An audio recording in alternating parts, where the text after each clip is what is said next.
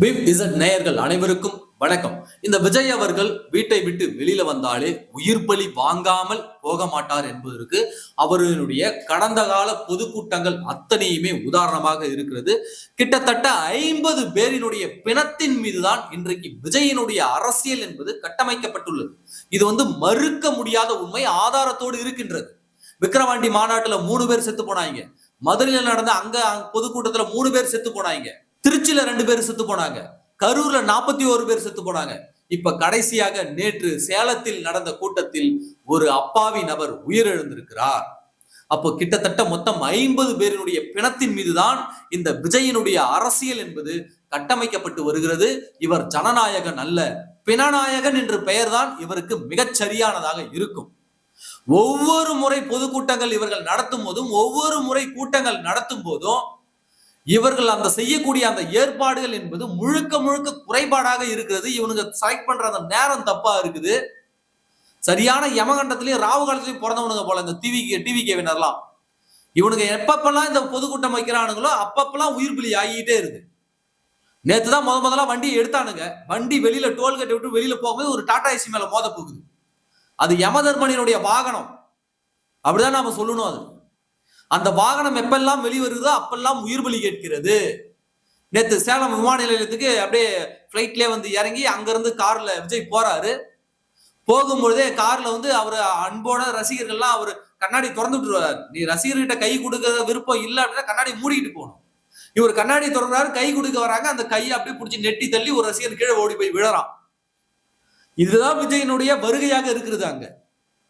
அப்போ மொத்தமாக இவர்கள் தொண்டர்களை மதிப்பதே கிடையாது. தொண்டர்களை ஒரு விசிலடிச்சான் குஞ்சுகளாக மட்டும்தான் இந்த டிவி பாக்குறாங்க. இதுல வேற ஒருத்தவன் 4 நாளைக்கு முன்னாடி உங்களுக்கு சாப்பாடு கிடையாது, தண்ணி கிடையாது, தொடர்ச்சியா 6 மணி நேரம் நீங்க கடும் வெயில்ல நிப்பீங்களா, சொல்லுங்க, மக்களை காப்பீங்களா, விஜய்க்காக செய்வீங்களா இப்படின்னு வீரவசனம் எல்லாம் பேசினா அந்த மாவட்ட செயலாளர் ஒரு பத்திரிகையாளர் சந்திப்புல புஷி ஆனந்த் பேசும்போது புஷி ஆனந்த் ஓப்பனா சொல்லிட்டாரு, இந்த பொதுக்கூட்டத்தெல்லாம் நடத்துறது இவர் தாங்க, இவர் தான் தலைமை தாங்கி எல்லாத்தையும் நடத்துறாருன்னு. எதுக்காக புஷி ஆனந்த் கழட்டிக்கினாரு நைசா? ஏதாவது பிரச்சனை இவனை பிடிங்க, என்ன பிடிச்சிடாதீங்க அப்படின்னு தான் அர்த்தம். அப்போ நேற்று ஒரு அப்பாவி இளைஞன் உயிரிழந்திருக்கிறார். இதுவரைக்கும் செத்த இந்த 50 பேரை ஒரே ஒருவருடைய வீட்டுக்கு கூட போய் இந்த தற்குறி தலைவன் விஜய் ஒரே ஒரு ஆறுதல் கூட சொல்லவில்லை. இத்தனைக்கும் மகாராஷ்டிராவை சார்ந்தவர், அவர் வடமாநிலத்தை சேர்ந்த சுராஜ் என்ற நபர். அவர் நான் கட்சி கூட்டத்துக்கு போறேன் அப்படின்னு சொல்லிட்டு அவர்கள் வீட்டுல சொல்லிட்டு போயிருக்காரு. அவருக்கு 2 பிள்ளைகள், ஒரு ஆண் பிள்ளை ஒரு பெண் பிள்ளை. அவருடைய மனைவிக்கு ஒண்ணுமே தெரியாதான், ரொம்ப அப்பாவி, அவங்களுக்கு தமிழ் மொழியே தெரியாதான். அவங்களுடைய பொண்ணுக்கு மட்டும் தான் தமிழ் மொழி தெரியுமா, இவருக்கு தமிழ் மொழி தெரியுமா? இன்னைக்கு அந்த 2 குழந்தைய வச்சுட்டு அவங்க ஹவுஸ் ஒய்ஃபா இருக்கிறாங்க. இந்த 2 குழந்தைய வச்சுட்டு என்ன பண்ணணும்னு தெரியாம தவிச்சுக்கிட்டு இருக்காங்க. அந்த உயிர் அங்க இறந்து போய் கிடக்குது. இன்னொரு டெட் பாடி அந்த கூட்டம் நடக்கும் போதே கூட்டத்துக்கு வெளியில ஏதோ ஒரு டெட் பாடி கடந்திருக்கு. எவனோ செத்துட்டான்னு நினைச்சிட்டு தூக்கி எங்கேயோ வெளில போட்டுட்டு போலுக்கு. அது வேற என்ன நியூஸ்னு தெரியல, இனிமே வந்தாலும் தெரியும். அப்ப அவர் கூட்டத்திற்கு இறந்து போன ஒரு தொண்டனை, விஜயை பார்க்க வந்த ஒரு நபரை இவனுக்கு என்ன தெரியுமா கேவலமா பேசி அனுப்பியிருக்கானுங்க, என்ன தெரியுமா கேவலமா பேட்டி கொடுத்தானுங்க அந்த மரணித்த நபரை பற்றி. அவர் இந்த கூட்டத்துக்கு உடல்நல குறைவால் இறந்து விட்டார்னு சிடிஆர் நிர்மல்குமார் பத்திரிகையாளர் சந்திப்பு நடத்துறாரு. எப்படிங்க ஒருவன் உடல்நல குறைவால் அங்க இறக்க முடியும்? அவனுக்கு உடல்நல குறைபாடு இருந்திருந்தால் அவன் ஏன் முதல்ல இந்த மாநாட்டுக்கு இந்த கூட்டத்துக்கு வரான்? அப்ப அவன் நல்லாதான் வந்திருக்கிறான். இங்க அவனுக்கு தண்ணி இல்லாம, குடிக்க தண்ணி இல்லாம, கடும் வெயில்ல 12 மணிக்கு மீட்டிங் நடத்துறானுங்க. தமிழ்நாட்டுல எந்த அரசியல் கட்சியாவது இந்த 12 மணிக்கு உச்சி வெயில்ல கூட்டம் நடத்தி எங்கேயா பாத்திருக்கீங்களா? சொல்லுங்க பாப்பா. உடனே கேட்டா இவனுக்கு சொல்லணுங்க, உங்கள் காவல்துறை தான், அதாவது இந்த தமிழ்நாடு காவல்துறை தான் இந்த நேரத்தை ஒதுக்குறது. இந்த டிவி கேவினர் முரட்டு முட்டு கொடுப்பானுங்க. நான் ஒரு லெட்டர் போடுறேன் பாருங்க. அந்த சேலம் மாவட்ட செயலாளர் டைம் கேட்டிருக்காரு, 12 to 3 மணி வரைக்கும் டைம் தாங்கன்னு டிவி கேவினர் தான் கேட்டிருக்கானுங்க. எந்த தற்குறியாவது இந்த நேரத்தை தேர்ந்தெடுப்பாங்களா? சொல்லுங்க பாப்பா. உச்சி வெயிலியா, அதுவும் சேலம் சொல்லவே தேவை, ஆனால் கொளுத்தும். தண்ணி வசதி கிடையாது, ஒரு பந்தல் கூட போடல இந்த தற்குறி பயலுங்க. ஏன் ஆங்காங்கே நிழல் கூட போடுற ஒரு பந்தல் போட்டா என்ன?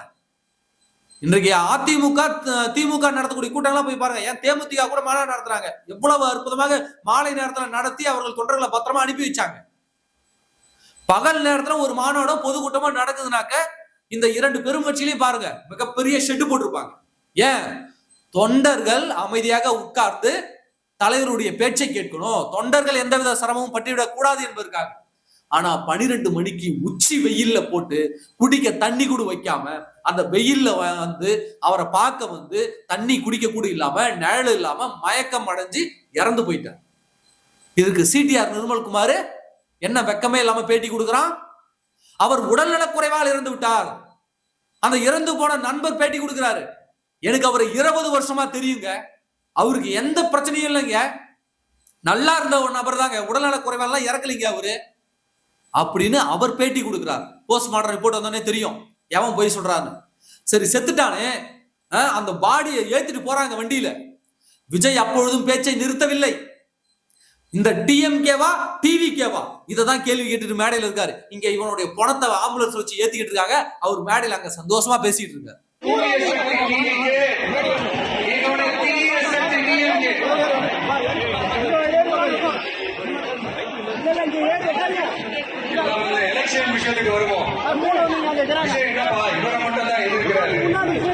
இதுதான் இந்த தொண்டர்களுக்கு இந்த டிவிகேவினர் கொடுக்கக்கூடிய மரியாதை. அது மட்டுமா, இவனுக்கு செத்து போய் கிடக்குறான் அவன் கட்சிக்காரன் தொண்டை, இவனுக்கு கறி விருந்து சாப்பிட்டு இருக்கானுங்கய்யா, கறி விருந்து சாப்பிட்டு இருக்கானுங்க. ஒருத்தவங்க கூட ஹாஸ்பிட்டல்ல போய் நேர்ல பாக்கல. இங்க வந்து முட்டிக்கிட்டு இருந்தானுங்கல்ல, பாரிஸ் கார்னர்ல சர்வே எடுக்க போன அந்த டிவிகேவினரை தாக்கிட்டார்கள் திமுகவினர் சொல்லிட்டு, ஏன் கட்சிக்காரனை பார்க்க போக கூடாதா, ஏங்க அந்த எனக்கு அந்த உரிமை இல்லையா, அந்த ரைட்ஸ் இல்லையான்னு சொல்லிட்டு இந்த ராஜ்மோகன், லோயாலாமணி, ஆதவர்ஜனால அவ்வளவு பக்கனையா வாய்கிழிய பேசுறானுங்கல்ல. இங்க ஒருத்தவன் செத்துட்டானே, ஒரு நாய் போய் எட்டி பார்த்துச்சா சொல்லு. அப்போ இங்க சென்னையில அரசியல் பண்ணணும். சென்னையில தான் இந்த படித்த அவங்க ஏதாவது அசிங்கமா வருது, மாற்றத்தை விரும்பக்கூடிய மயிராண்டிகள் சென்னையில தான் அதிகம் இருக்கானுங்களாம். இங்க இவனுக்கு அரசியல் பண்ணாதான் வெல்லுவதற்கு வாய்ப்பு அதிகம்னு இவனுக்கு சர்வே ரிப்போர்ட் வந்தோடனே சென்னையில ஏதாவது கலவர காடா மாத்தணும், டிவிக்கு இருக்குதுன்றத காட்டணுன்றதுக்காக போயிட்டு இவனுக்கு போய் பொதுமக்களை தாக்கிட்டு எங்களை தாக்கிட்டாங்க, சர்வே எடுக்க வந்த எங்களை தாக்கிட்டாங்கன்னு ஒரு கலவரம் பண்ணி 4-5 பேர் ஒன்னா போயிட்டு ஹாஸ்பிட்டல் போயிட்டு இவனை கலவரம் பண்ணிட்டு இருக்கானு. ஏன் இப்ப செத்து பணமா கிடக்கானே, போய் நேர்ல போய் பாரு, இறுதி கூடத்துல கலந்துக்க. ஏன் அதை செய்ய மாட்டான் கட்சிக்காரன்? இப்ப தெரியுதா இவனுக்கு எவ்வளவு பெரிய சுயநல அரசியல்வாதிகள் சொல்லிட்டு. 2 வருஷம் தான் ஆகுது இவனுக்கு கட்சி ஆரம்பிச்சு, அதுக்குள்ள எவ்வளவு நேக்கா இருக்கிறானுங்க பாருங்க. இதே எடப்பாடி பழனிசாமி அவர்கள் கோபியில பொதுக்கூட்டம் நடத்தினாரு. அந்த பொதுக்கூட்டத்துக்கு வந்த அதிமுக தொண்டர் ஒருவர் மரணித்து விட்டார். எடப்பாடி பழனிசாமி அடுத்த நாளே அங்க இருக்கக்கூடிய மாவட்ட செயலாளர்கள், கட்சியினுடைய மூத்த நிர்வாகிகள் அத்தனை பேரையும் கூட்டிட்டு நேரா வீட்டுக்கு போய் முதல்ல அவர்களுக்கு ஆறுதல் சொன்னார். கவலைப்படாதீங்க, நாங்க இருக்கோம், கட்சி இருக்குது அப்படின்னு ஆறுதல் சொன்னதோடு மட்டுமல்லாமல் நிதி உதவியும் அளித்து விட்டு அவருக்கு இறுதி அஞ்சலி செலுத்தி விட்டு வந்தார் அந்த கழக தோழர். இதுதான் ஒரு அரசியல் கட்சி தலைவருக்கும் இந்த தற்குறி மடக்கு ஊதி விஜய்க்கும் இருக்கக்கூடிய வித்தியாசம். 50 பேர் செத்துறாங்க, இன்னைய வரைக்கும் போய் பார்க்கலைங்க. 50 பேர் செத்துறாங்க, ஒருத்தவன் வீட்டுக்கு போகல இவன். ஆனா கீர்த்தி சுரேஷ் கல்யாணத்துக்கு போவான், கீர்த்தி சுரேஷ் வீட்டுல பொங்கல் கொண்டாடினா அங்க போவான், திரிஷா கூட கோவாவுக்கு போவான், இங்கெல்லாம் போவான். ஜெகன்மோகன் ரெட்டி அவங்க சொந்தக்காரனுக்கு வந்து கல்யாணம்னா அங்கெல்லாம் போவான். இவங்க வீட்டுக்குலாம் யாருக்கும் வீட்டுக்கு போக மாட்டான். ஏன்? இவனெல்லாம் பிச்சைக்கார பயலுங்க. நாம என்னதான் போடா நாய் மாதிரி விரட்டி விட்டாலும் கூட தலைவர் விஜய் வாழ்க, எங்க அண்ணன் விஜய் வாழ்க அப்படின்னு வந்து நிக்கதான் போறான். ஆனா அவங்க எல்லாம் பெரிய பெரிய பணக்காரங்க, அரசியல் அதிகாரம் கொண்டவர்கள். அவங்க வீட்டுல போயிட்டு அப்படியே கையை கட்டிட்டு பல்ல காட்டிட்டு போட்டோ போஸ்ட் கொடுத்துட்டு வருவான். இவன் தான் தலைவனுக்கும் தற்குறிக்கும் இருக்கக்கூடிய வித்தியாசம். இப்ப புரியுதுங்களா? 41 பேர் செத்து போயிட்டான். அதுல வந்து அப்படியே நேக்கா சொல்றானுங்க. நேக்கா விஜய் என்ன தரமான நேத்து பேசினா, எல்லாரும் வேற ஒருத்தவங்க யாரோ ஆரம்பிச்ச கட்சியை வச்சுக்கிட்டு அரசியலுக்கு நிக்கிறாங்க. யாருக்காவது தைரியம் இருந்தா என்ன மாதிரி புதுசா கட்சி ஆரம்பிச்சு ஓட்டு வாங்குங்க பாவம். நீ தான் பைத்தியாரன்னா மத்தவனும் அதேவா? சொல்லு, மத்தவனும் அந்த மாதிரியா? ஒரு கட்சினா என்னன்னு தெரியல, அது எப்படி செயல்படணும்னு தெரியல. சரி, இவங்க தான் வேற ஒருத்தவங்க ஆரம்பிச்ச கட்சியில இருந்து வச்சிருக்கிட்டு வந்துட்டு இருக்காங்க. அப்படி வேற ஒருத்தவங்க கட்சி தலைவரை என்ன மையத்துக்கு நீ வச்சிருக்கிற? புரட்சி தலைவி அம்மாவினுடைய படத்தை எதற்காக பயன்படுத்துற? அறிஞர் அண்ணாவினுடைய புகைப்படத்தை எதுக்கு பயன்படுத்துற? காமராசருடைய புகைப்படத்தை எதற்கு பயன்படுத்துகிற? அவங்கள வேற கட்சியினுடைய தலைவர்கள் இல்லையா? இவங்கதான் வேற ஆளுங்க ஆரம்பிச்ச கட்சியை அவங்க வச்சிருக்காங்கன்னு சொல்ற. அப்ப வேற கட்சி தலைவர்களை நீ என்ன மையத்துக்கு வச்சிருக்கிற? சொல்லு, எதுக்கு வச்சிருக்கிற? நீ என்ன அப்படியே சுயமாக வளர்ந்து வந்தவனா சினிமாவில்? சொல்லு, நீ சுயம்புவாக வளர்ந்து வந்தவனா சினிமாவில்? உங்க அப்பம் போட்ட பிச்சை, உன் அப்பம் போட்ட பிச்சையில வளர்ந்து வந்த பயணி நீ ஒன்னும் சொந்தமா உழைச்சி வளர்ந்தவன் இல்லைங்க. நடிகர் அஜித்குமார் பேசலாம், நடிகர் அஜித்குமார் இதை சொல்லலாம். அவர் சுயமாக வளர்ந்து வந்தவர், உழைத்து வந்தவர். நீ அப்பன் பேர்ல வந்தவனா? நீ உன்னுடைய முதல் படத்தையே கேப்டன் விஜயகாந்த் அவர்கள் நடித்து கொடுத்து உன்னை அறிமுகப்படுத்தினார். அதனாலதான் நீ இன்னைக்கு இந்த இடத்துல இருக்க. அவருக்காவது நீ நன்றி செலுத்தினியா? அவர் உடல்நிலை சரியில்லாமல் இருந்தபோது அவருடன் நடித்த அத்தனை நடிகர்களும் நேரில் போய் அவரை பார்த்து விட்டு வந்த போது ஒரே ஒரு முறை கூட நீ கேப்டன் விஜயகாந்த் அவர்களை பார்க்க செல்லவே இல்லை. உனக்கு நீ இன்றைக்கு வாழக்கூடிய இந்த வாழ்வு என்பது கேப்டன் விஜயகாந்த் அவர்கள் போட்ட பிச்சை, உங்க அப்பன் போட்ட பிச்சை. நீ மத்தவங்களை பத்தி பேசுவதற்கோ எடப்பாடி பழனிசாமியை பற்றி பேசுவதற்கோ துளி கூட அருகதை கிடையாது இந்த விஜய்க்கு. இவர் என்னமோ சுயமா உழைத்து வளர்ந்தவர் மாதிரி இன்றைக்கு பேசிக்கிட்டு இருக்காரு. அப்ப நீயே அப்பனுடைய செல்வாக்குல வந்தவனா? கேப்டன் விஜயகாந்த் போட்ட பிச்சையில வளர்ந்தவங்க. அதனாலதான் கேப்டன் விஜயகாந்த் அவர்களுடைய மறைவுக்கு அவருடைய உடலை அடக்கம் செய்யும் போது நீ போன போது தேமுதிக தொண்டர்கள் செருப்ப கலட்டி அடிச்சாங்க. எதுக்கு தெரியுமா? உன்னை வாழ வச்சவங்கள அவர் உடல்நிலை சரியில்லாத போது ஒரே ஒரு முறை கூட நீ வந்து பார்க்கல. இப்ப எதுக்குடா வந்த கூந்தல்னு சொல்லி செருப்ப கட்டி அன்றைக்கு தேமுதிக தொண்டர்கள் அடித்தார்கள். அது 100% உண்மை. அடிச்சது இன்னும் ஒன்னதான் நிக்க வச்சு முச்சந்தில செருப்பால் அடிச்சிருக்கணும். உன்ன மாதிரி நன்றி கெட்ட ஜென்மங்கள் இந்த உலகத்திலே வாழக்கூடாது என்பதற்காக. அப்போ தன்னை வளர்த்து விட்டவர்களுக்கும் நன்றி விசுவாசம் கிடையாது, தன்னை காப்பாற்றி விட்டவர்களுக்கும் நன்றி விசுவாசம் கிடையாது. அப்ப இப்பேற்பட்ட ஜென்மம் நீங்க எதுக்குடா மனுஷனா வாழற? அதனாலதான் அண்ணன் நயினார் நாகேந்திரன் அவர்கள் சொன்னாரு பாருங்க நேத்து, முதல்ல அவர் திர்சா வீட்டுல இருந்து வர சொல்லுங்க. அதான் நாங்களும் சொல்றோம். போய் திர்சா வீட்டுக்குள்ளேயே புகுந்துக்கிட்டாக்க அரசியல் எதுவும் தெரியாது. திர்சா வீடே கதின்னு கிடந்தா அரசியல் எதுவும் தெரியாது. ஆனா நயினார் நாகேந்திரன் சொன்னாரு, குடும்பத்தோட அவரை வாழ சொல்லுங்கன்னு. உன் பொண்டாட்டி எங்க இருக்கு? உன் புள்ள எங்க இருக்கு? நீ தாலி கட்ட பொண்டாட்டி முதல்ல உன் கூட வாழுதா? உன் பொண்டாட்டிய பத்திரமா வச்சு அவர் கூட வாழ்வதற்கு உனக்கு துப்பு இருக்கா? அப்ப கட்டின பொண்டாட்டி கூடவே வாழ துப்பு இல்ல, அவங்களே காப்பாத்த துப்பு இல்ல, நீ என்ன வந்து தமிழ்நாட்டை காப்பாத்த போற? இதைத்தான் அண்ணன் நயினார் நாகேந்திரன் அவர்கள் நேற்று சொல்லலாம், நேற்று சொன்னார். இப்போவாது இவனுக்கு புத்தி வருமா? எடப்பாடி பழனிசாமி எல்லாம் ரொம்ப சூப்பரா அடிச்சாரு. ஏங்க அவன் இன்னும் தேர்தலே சந்திக்கல, முதல்ல தேர்தலை சந்திக்க சொல்லுங்க, முதல்ல மக்களை வந்து சந்திக்க சொல்லுங்கன்னு எடப்பாடி பழனிசாமி போற போகல அவரு ஒரு போடு, அவரு ஒரு பொல. திமுக காரங்களை விட இந்த என்டிஏ அலைன்ஸ் அதிமுகவினர் போட்டு பொழந்துகிட்டு இருக்காங்க இந்த தவிட்டுதற்குரிய. ஏன்னா இது போற இடம்லாம் அப்படி, வாய வைக்கிற இடம்லாம் அப்படி. எப்படி விடுவாங்க? நீ மெர்சல் படத்தை உன்னை காப்பாத்தி விட்டது புரட்சி தலைவர் எடப்பாடி பழனிசாமி இல்லையா? இவர் என்னமோ பெரிய வீர மாதிரி பேசிட்டு சுத்துறார். இவர் விழாத கால்களே கிடையாது. மோடி காலில் போய் விழுந்தார். கலைஞருக்கு ஒரு பாராட்டு விழாவில் மேலே ஏறி கலைஞர் சிலைகளை தமிழ்நாடு முழுக்க திறக்க வேண்டும் என்று அங்க போய் அவங்க மேடையில போய் விழுந்து திமுக கால நக்கிறார். புரட்சி தலைவி அம்மா அவர்களை சந்திப்பதற்காக நேரம் கேட்டு கையை கட்டி வீடியோ போட்டார். தலைவா படத்துக்காக புரட்சி தலைவி அம்மா அவர்களுடைய காலில் விழுந்தார். மெர்சல் படத்துல ஒரு பிரச்சனை வரும்போது ஐயா என்ன காப்பாத்தீங்கன்னு புரட்சி தமிழர் எடப்பாடி பழனிசாமி அவர்களுடைய காலில் விழுந்தார்.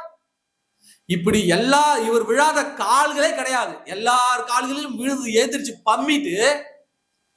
பம்மிட்டு நான் யாருக்கும் பம்ம மாட்டேன்னு இன்னைக்கு வாய் சவடால் விடுறான்.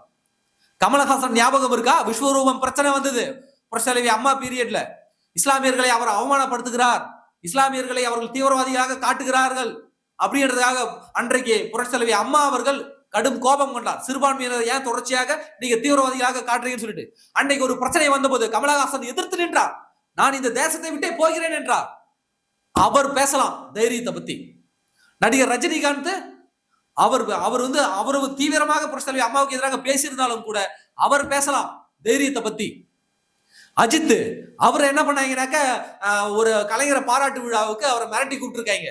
அஜித் அதே மேடையில கருணாநிதி முன்னாடியே மேடையிலே ஏறி இந்த மாதிரி மிரட்டி என்ன கூப்பிடுறாங்கன்னு சொல்லிட்டு அவர் தைரியமாக பேசினார். அஜித்குமார் அவர்கள் அவர் பேசலாம் தைரியத்தை பத்தி. நீ என்ன பண்ண? நீ விழாத கால்களே கிடையாது, நட்காத பூட்ஸ் கால்களே கிடையாது. நீ வந்து தைரியத்தை பத்தி பேசிட்டு இருக்க. நீ எல்லாம் பிறவி கோழை. அப்ப தைரியத்தை பற்றி பேசுவதற்கு துளி கூட அருகதையற்ற நபர் தான் இந்த விஜய் அவர்கள். நேற்று நடந்த அந்த சேலம் கூட்டத்துல அந்த செத்து போன நபர் இருக்கிறாருல, அவரை பற்றி செய்தியை வந்து எடுத்துக்கிட்டு இருக்காரு. நியூஸ் தமிழ் சேனல் வந்து செய்தி எடுத்துக்கிட்டு இருக்காங்க. அந்த செய்தியாளரை போய் இவனுங்க தாக்குறாங்க. இந்த தவிடு தருவில் நீ செய்தி எடுக்க கூடாது, நீ செத்து போனதை பத்தி நீ வீடியோவா போடக்கூடாதுன்னு சொல்லிட்டு அந்த செய்தியாளர்கள் அந்த வாகனத்தின் மேல ஏறி அந்த வாகனத்தை உடைச்சி அந்த செய்தியாளர்களை தாக்குறானுங்க. ஒரு போக்குவரத்து பெண் போலீஸ் ரோட்ல நிக்கிறாங்க. இவனுக்கு குடிச்சிட்டு போதையில 3 பேரும் ஒன்னா பைக்ல போயிட்டு அந்த பெண் போலீஸ் மேல வண்டி விட்டு ஏத்துறானுங்க. எப்பேற்பட்டவர்கள் வந்து இன்றைக்கு அரசியல நாசமாக்க வந்திருக்கார்கள் இந்த தமிழக மக்கள் பார்த்து தெரிந்து கொள்ள வேண்டும். அதிலும் குறிப்பா சில பெண்கள்லாம், அந்த மாதிரி பெண்கள் எங்க வீட்டுல இருந்தாலும் நல்லா சோத்துல வெஸ்த வச்சு கொண்டுருவேன். ஒரு பொண்ணு என்ன சொல்லுது, எனக்கு என்னுடைய 1.5 வயசு குழந்தை இருக்குதுங்க, நான் விஜயை பார்க்கணுன்றதுக்காக அந்த 1.5 வயசு குழந்தைய நான் எங்க மாமியார்ட்ட விட்டுட்டு நான் வந்துட்டேன், விஜய் நான் பார்த்துட்டேன்னு சிரிச்சுக்கிட்டே பேசுது. 1.5 வயசு குழந்தை. அந்த குழந்தைய விட விஜய் தான் உனக்கு முக்கியம்னா அப்புறம் என்ன மைத்துக்கு கல்யாணம் பண்ணிட்டு குழந்தை பெற்றுக்கிட்ட விட்டுட்டு போக வேண்டியதானே? அவன் வீட்டுலலாம் எப்படி இந்த பெண்களை வந்து விட்டு வச்சிருக்காங்கன்னு தெரியல. ஒரு ஒரு பொண்ணு என்ன, என் புருஷனை விட எனக்கு விஜய் தான் பிடிக்கும், அதனாலதான் மாவட்ட செயலாளர் வீட்டுக்குள்ள பூண்டான். எப்படி? என் புருஷனை விட எனக்கு விஜய் தான் பிடிக்கும், அதனாலதான் மாவட்ட செயலாளர் உள்ள பூந்து அவன் பார்த்துட்டான் வேலைய. இப்பேற்பட்ட விஜய் ரசிகர்கள் எல்லாம் வீட்டுல வச்சிருந்தீங்கன்னாக்கா அப்படியே அடிச்சு துரத்தி விட்டுருங்க. அவன் இன்னொரு பொண்ணு சொல்லுது, குழந்தைய தூக்கிட்டு வந்திருக்குது. 1 வயசு தான் அந்த குழந்தைக்கு. அந்த குழந்தைய தூக்கிட்டு வந்ததுக்கு ஒரு பத்திரிகையாளர் கேட்கிறாரு, நியூஸ் 18 பத்திரிகையாளர் நினைக்கிறேன், ஏமா குழந்தையெல்லாம் தூக்கிட்டு வரக்கூடாதுன்னு சொன்னாங்களே, எதுக்குமா நீ குழந்தைய தூக்கிட்டு வந்தா? இவ்வளவு வெயில் அடிக்குது, அந்த குழந்தைக்கு ஏதாவது ஒண்ணு ஆயிடுச்சுன்னா, ஏற்கனவே இந்த மாதிரி நடந்திருக்கு, ஏதாவது ஆயிடுச்சுன்னா யாருமா பொறுப்பு? உனக்கு குழந்தைய விட இந்த மீட்டிங் தான் முக்கியமான கேட்டதுக்கு, இல்ல அதெல்லாம் பத்திரமா பாத்துக்கிட்டாங்க. இதெல்லாம் ஒரு பொழப்பா? அந்த குழந்தைகளுக்கு ஏதாவது ஆயிடுதா என்னங்க பண்றது? யாருங்க சொல்றது? கரூர்ல சம்பவம் நடந்த போது அந்த குழந்தைய அந்த தந்தை கையில வச்சுக்கிட்டு, நான் போவாதடின்னு உன்ன சொன்னனே, இப்ப என் குழந்தைய கொண்டுட்டியேன்னு அந்த தகப்பன் தன்னுடைய பிள்ளைய கையில வச்சுக்கிட்டு, அந்த அந்த பொம்பளை செத்து போச்சு, அந்த குழந்தைய கையில வச்சுட்டு கதறினாரே, உங்களுக்கு மறந்துட்டீங்களா என்ன? அந்த குழந்தைக்கு ஏதாவது ஆயிருந்தா அன்னைக்கு விஜய் தான் முக்கியம் போயிருப்பியா நீ? பக்கத்துல இருக்கிற பொண்ணு சொல்லுது, எங்களுக்கு குழந்தைய விட எங்களுக்கு விஜய் தான் முக்கியம் அப்படின்னு சொல்லுது. உண்மையாகவே இவங்களாம் மனுஷ ஜென்மமா இல்ல மிருகமா? புரியல. எப்படி இப்படி இவர்களால் இருக்க முடியுது? ஒரு பெண்களால எப்படி இருக்க முடியுது? ஒரு ஆணை விட ஒரு பெண்ணுக்கு வந்து தன்னுடைய குடும்பம் தான் முக்கியம் நினைப்பாங்க, தன்னுடைய குழந்தைகள் தான் முக்கியம். தன்னுடைய குழந்தைக்கு ஏதாவது ஒரு ஆபத்துனா தன் உயிரே போனாலும் பரவாயில்லன்னு போய் நிக்கக்கூடிய பெண்களை தான் இது வரைக்கும் நம்ம தமிழ்நாட்டுல பார்த்தோம். ஆனா இன்னைக்கு என் குழந்தை செத்தாலும் பரவாயில்ல, பொணமானாலும் போனால, என் குடும்பமே அழிஞ்சாலும் பரவாயில்ல, எனக்கு விஜய் தான் முக்கியன்ற அந்த பெண்களை பார்க்கும் பொழுது உண்மையாகவே அந்த குடும்பத்தினர் என்ன சொல்றதுன்னு தெரியல. அந்த குடும்பத்தினரை நான் என்ன சொல்றது தெரியல, அந்த பெண்ணையும் என்ன சொல்றது தெரியல, அவருடைய வளர்ப்பையும் என்ன சொல்றதுன்னு தெரியல. இந்த தமிழ்நாடு மக்கள் பார்த்து நீங்கள் முடிவு பண்ணிக்கீங்க. அப்போ நேற்று ஒரு கோமாளிகளின் சர்க்கஸ் கூடாரம் நேற்று நடைபெற்றது. அரசியல் எதுன்னு தெரியாது, அவர்கள் வந்த தொண்டர்களை காக்க தெரியாது, எந்த அளவிற்கு கேவலமாக கீழ்த்தரமாக ஒரு மாநாட்டினை நடத்த முடியுமோ அப்படி நடத்தி அந்த தொண்டர்களை அலைக்கழித்து அனுப்பிவிட்டு இருக்காங்க. இவங்களாம் எக்ஸ்போஸ் ஆகுறாங்க. இது போன்ற நிகழ்வுகள்லாம் இந்த தாவேகாவினர் எப்பேற்பட்ட தவிட்டு தற்குறிகள், எதற்காக நாம இவர்களுக்கு ஓட்டே போடக்கூடாது அப்படி என்பதற்கு இது போன்ற நிகழ்வுகளை நம்ம மக்கள் மத்தியில் கொண்டு போய் சேர்த்தாலே போதும், தாவேகாவினருக்கு ஒரு ஓட்டு கூட விழாது. இந்த தற்குறிகளின் கைகள் தான் தமிழ்நாட்டை நாம கொண்டு போய் அடமான வைக்க போறோமான்னு தாவேகாவுக்கு ஓட்டு போடக்கூடிய ஒவ்வொரு நபர்களும் சிந்தித்து நீங்கள் வாக்களியுங்கள். நன்றி.